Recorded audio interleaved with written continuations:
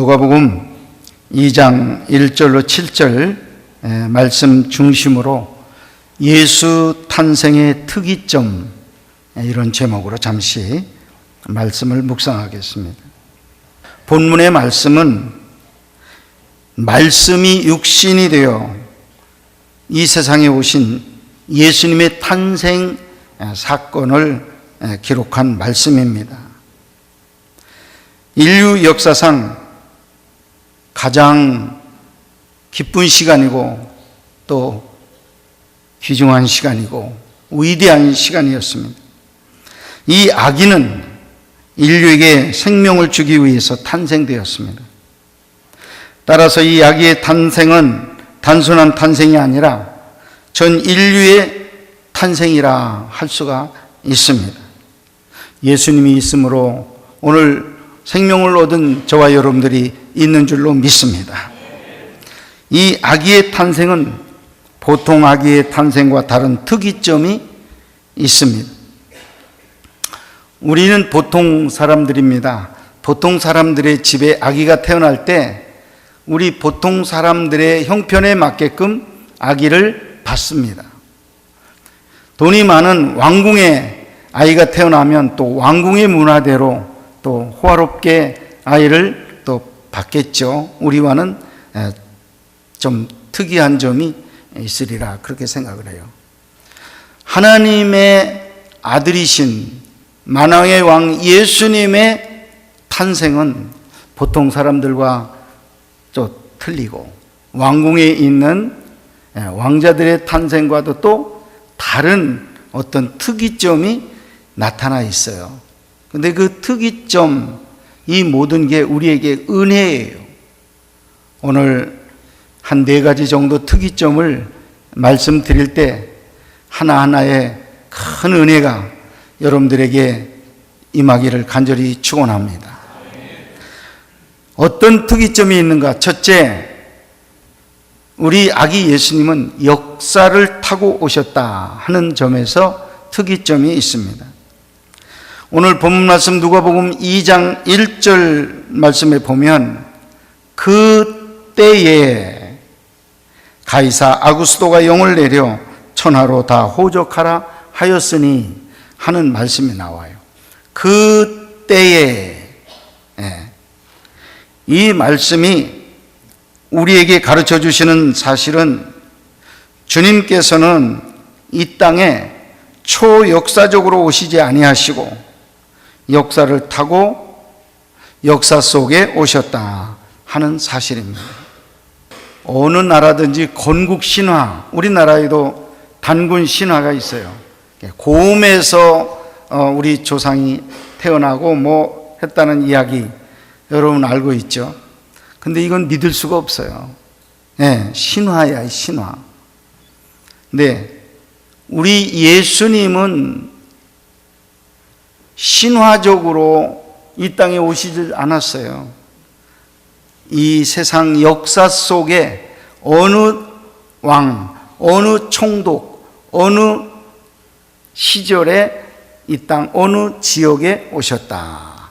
이게 역사를 타고 오셨다 하는 말씀입니다. 그러면 이게 왜 우리에게 은혜가 되는가?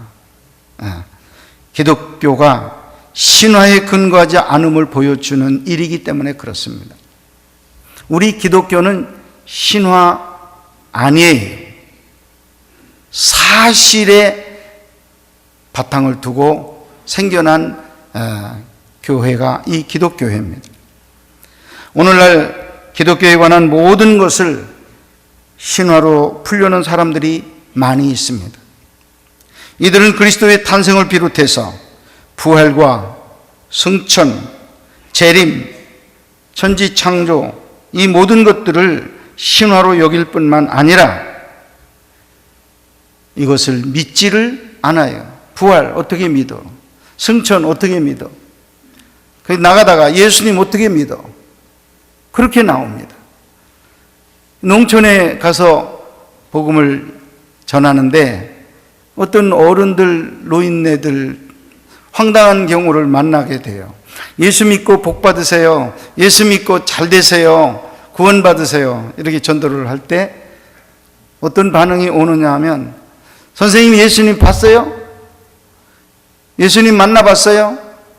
예수님 이 세상에 진짜 오신 거요? 예수님이 있는 사람이요? 없는 사람이요? 이렇게 대꾸를 하고 나올 때 어떻게 어느 초점을 맞추기가 참 어려워요. 이순신 장군 봤어요? 우리 못 봤죠. 그때 태어나지 않았기 때문에. 그러나 그때 살던 사람들은 이순신 장군 만나보고 악수하고 대화하고 다 했어요. 우리가 그때 못 태어난 것뿐이지 역사 속에 오셨다 하는 것입니다. 믿으시면 아멘 하세요. 네. 여러분, 이 예수님 탄생 수백 년 전에 미가 선지자가 예언을 했습니다. 미가서 5장 2절에 이런 예언을 했습니다. 베들레헴 에브라다야, 너는 유다 족속 중에 작을지라도 이스라엘을 다스릴 자가 내게서 내게로 나올 것이라.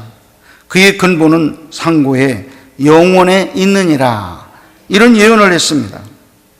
이 말씀을 근거로 해서 생각해 보면 가이사 아구스도가 때마침 명령을 내려 예수님께서 나사렛이 아닌 남쪽 베들레헴에서 탄생하신 것은 결코 그의 명령이 자의나 우연에 의한 것이 아님을 보여주고 있는 것입니다. 자기는 그때 미가 선지자 이런 예언했는지 알지 못하고 그냥 호적 기간을 주고 호적하라 명령했을 거예요. 가이사 아구스도가.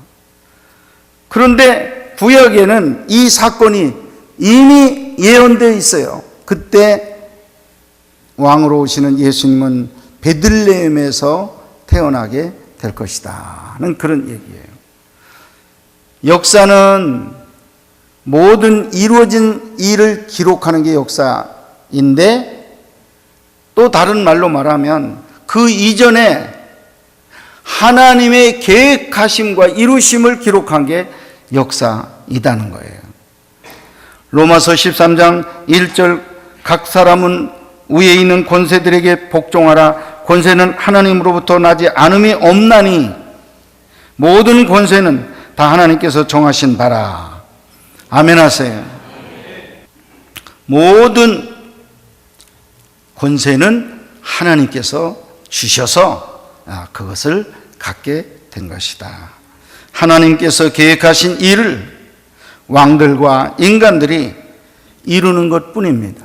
할렐루야. 그래서 하나님의 뜻이 하늘에서 이루어진 것처럼 이 땅에서도 이루어지게 하여 주시옵소서 하고 우리는 늘 하나님 앞에 기도드리게 되는 것입니다. 두 번째, 예수 탄생의 특이점은 예수님이 유대인의 왕으로 오셨다 하는 것입니다. 유대인의 왕으로 오셨다. 이게 왜 은혜가 되는가? 주님은 다윗의 후손으로 오셨습니다. 단순히 다윗의 후손으로 오신 것이 아니라 구약 성경에 예언되어져 있는 대로 오셨는데, 창세기 49장 10절에 보면 야곱에 의해서 예언되었습니다. 야곱이 12아들을 앞에 놓고 축복기도 하나하나 해줄 때 유다라는 아들을 놓고 축복기도를 합니다. 규가 유다를 떠나지 아니하며 통치자의 지팡이가 그 발 사이에서 떠나지 아니하기를 실로가 오시기까지 이르리니 그에게 모든 백성이 복종하리로다. 그래서 유다 자손 중에 예수님이 앞으로 태어나서 모든 권세를 가지고 통치할 것이고 백성들은 그 발 앞에 복종하게 될 것이라고 이렇게 말씀하고 있습니다. 발람 선지자는 민수기 24장 17절에 한 별이 야곱에게서 나오며 한 규가 이스라엘에게서 일어나서 모압을 이쪽에서 저쪽까지 쳐서 무찌르고 또 셋의 자식들을 다 멸하리로다 하는 예언의 말씀을 했습니다. 한규 왕이 태어난다는 거예요. 이스라엘에게서 일어난다. 야곱에게서 일어난다. 야곱에게서 또 태어난다. 사무엘하서 7장 12절 13절에는 내 수완이 차서 내 조상들과 함께 누울 때에 내가 내 몸에서 날 내 씨를 내 뒤에 세워 그의 나라를 견고하게 하리라. 그는 내 이름을 위하여 집을 건축할 것이요 나는 그의 나라 왕위를 영원히 견고하게 하리라. 이렇게 말씀을 해 주셨습니다. 다시 말하면 지금 태어나는 이 예수님은 약속된 메시아요 유대인의 왕으로 오신 것을 선포하는 것입니다. 유대인의 왕으로 예수님께서 오신 거예요. 자, 네, 유대 나라가 어떤 나라에 있느냐? 유대인의 왕 할 때 그 뒤에 배경이요, 강력한 나라라는 그런 뜻이 들어 있습니다. 그의 나라는 어떤 전쟁에서도 패하지 않았습니다. 전쟁하면 할수록 더 힘이 나서 다 이기고 땅을 차지하고 정복하고 확장하는 나라가 유대 나라였습니다. 수많은 전쟁을 치루었음에도 항상 이겼습니다. 이는 만군의 하나님께서 다윗과 함께 하셨기 때문입니다. 그 다윗의 씨로 다윗보다 더 100배, 1000배 위대한 그 왕이 예수 그리스도께서 이 땅에 왕으로 오신다 하는 그런 뜻입니다. 이 다윗이 건설한 이 유대 왕국은 의로운 나라였습니다. 그 다음 왕 솔로몬은 지혜로 나라를 다스렸습니다마는 다윗 임금은 의로 나라를 다스렸어요. 어떤 나라가 튼튼하냐? 의로운 나라가 튼튼합니다. 예.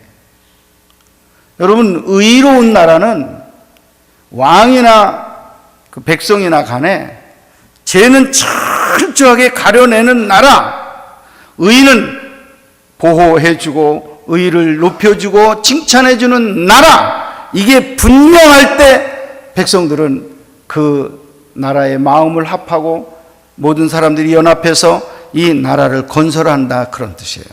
한쪽에서는 불평, 불만이 있으면 나라가 세워지지를 못하는 거예요.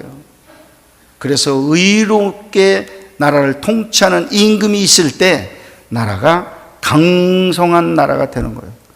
여러분 가정들에게 제가 말씀합니다. 여러분들의 가정을 통치할 때 의로움으로 통치하시기를 바랍니다.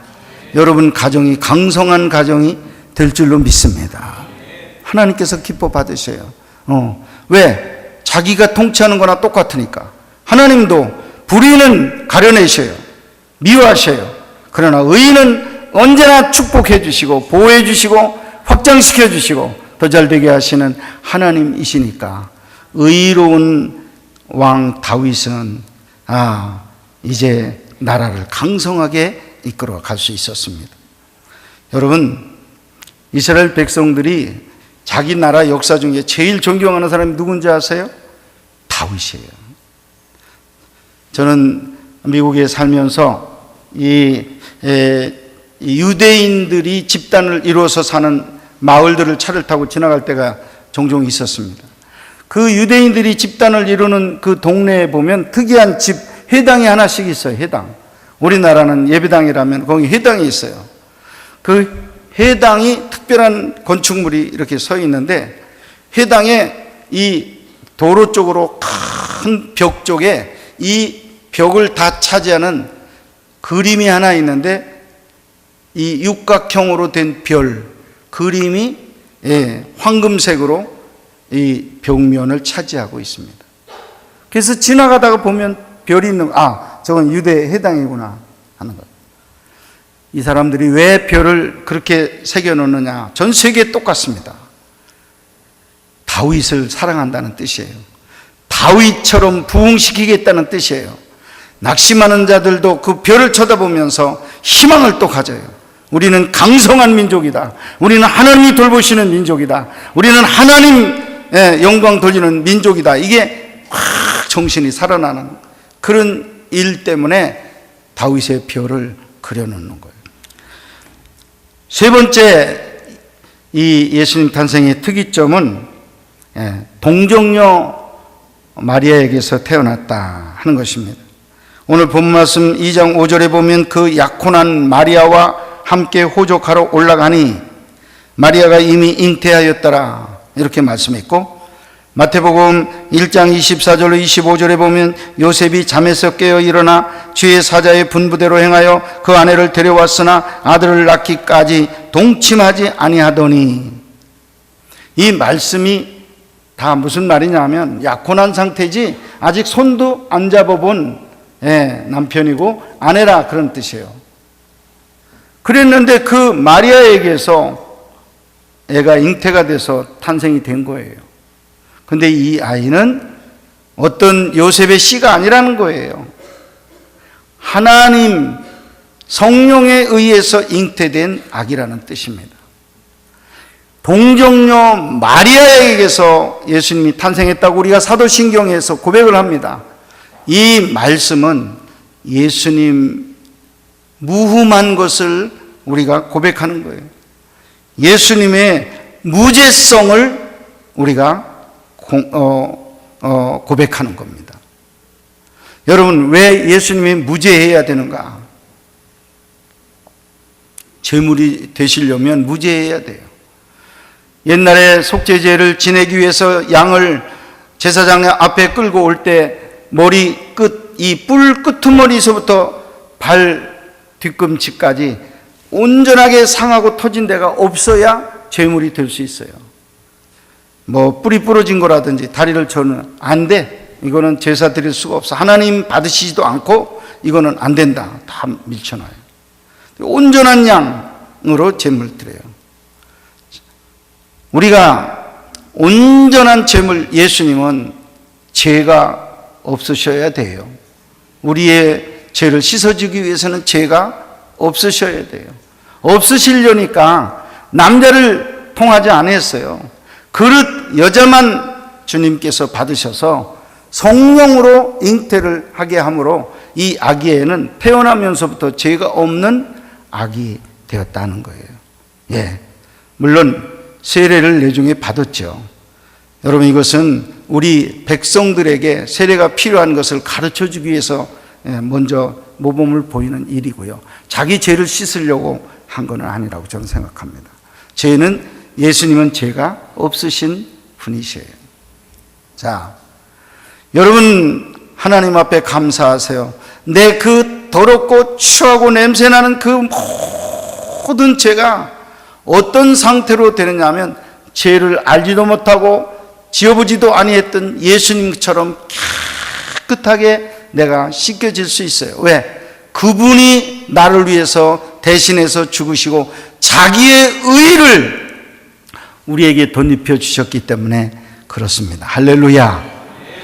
적당히 그림 그리다가 마음에 안 들어서 고무로 이 지우개로 잘못 지우면 이 종이 면적이 찢어지고 구부려지고 그래요. 그래서 이게 마땅치가 않아.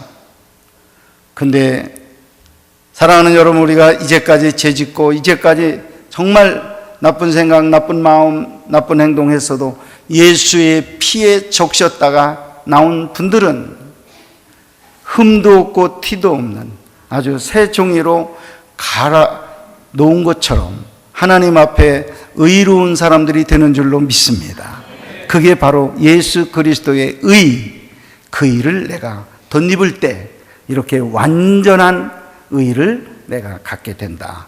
하나님 앞에 감사하며 찬송할 일이에요. 저는 얼마나 감사한지 몰라요. 저를 그 많은 죄에서 건져주신 것도 감사하고 그렇게 깨끗하게 완전하게 씻어주신 우리 완전하신 예수님, 우리 주님께 영원히 제가 찬송하고 감사해도 그걸 다 못할 것 같아요. 사랑하는 여러분, 우리 하나님께 죽는 날까지 목소리 높여 주님, 우리 죄를 씻어주신 주님께 찬양하는 여러분들 될 수 있기를 바랍니다.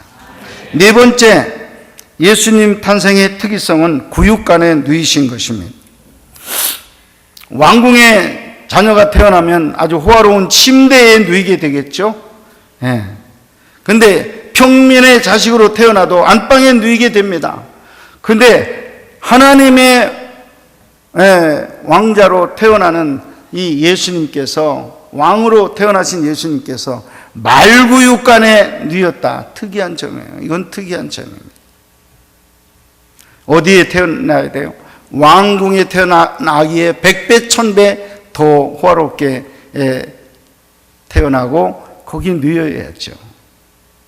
근데 예수님은 참 낮은 자리, 더 내려갈 수 없는 자리가 말구육간이에요. 그 맨 밑바닥까지 내려가서 누워 있는 거예요. 왜 그랬을까? 주님은 이 사건에서 자기의 마음이 겸손한 것을 우리에게 가르쳐 주고 있어요. 나는 마음이 온유하고 겸손하니 너희는 내 멍에를 메고 내게 배우라, 이런 말씀하셨어요. 예루살렘으로 잡혀 돌아가시기 위해서 입성할 때 어린 나귀를 타고 가셨습니다. 그 말 가운데도 예수님께서 겸손하셔서 나귀를 타고 들어오셨다고 말씀하고 있습니다. 자기의 권세는 12영 군단이라도 불러내리고 싸움시키고 부릴 수 있는 그런 권세와 능력이 있었습니다. 그런 분이 하나 그 힘을 사용하지 않는 거예요. 그 칼을, 그 권세를, 그 능력을, 그 위엄을 하나도 쓰지를 않아요. 그냥 힘없는 어린아이처럼 이 땅에 오셔서 그 오신 뒤로부터 그 낮은 자리에서부터 위로 모든 백성들을 섬기는 거예요. 병을 고쳐주고 귀신을 내쫓아주고 생명을 또 주셔서 생명으로 살게 하고 구원하는 역사를 이루시는데 가장 낮은 자리에서 임했기 때문에 걸리는 사람이 없는 거예요. 만약에 중간 계급으로 예수님이 오셨다면 이하 사람들은 무시할 거예요. 이상 사람들만 섬길 거예요. 그러나 예수님은 중간에 아니야. 맨 밑바닥 그 끄트머리까지 오셔서 모든 사람들을 다 섬길 수 있었어요. 얼굴이 잘난 사람도 섬기고 못난 사람도 섬기고 배운 사람도 섬기고 배우지 못한 사람도 섬기고 모든 사람 맨 밑바닥에 내려와서 섬기시는 그 예수님 덕분에 저와 여러분도 구원받는 역사가 있게 된 줄로 믿습니다. 사랑하는 여러분, 우리는 교만했어요. 알지도 못하면서 아는 척하고 힘도 없으면서 힘 있는 척하고 뭐 이런 권세 저런 권세를 써보려고 그렇게 하고 있습니다. 나를 뭘로 알아, 이런 소리를 많이 하고 있었습니다. 주님을 진정 닮으시려면 다 포기하시고 내려놓으시고 가장 낮은 자리에서부터 섬기시면 예수님을 쫓아가는 진정한 주님 닮은 성도가 될 수 있을 줄 믿습니다.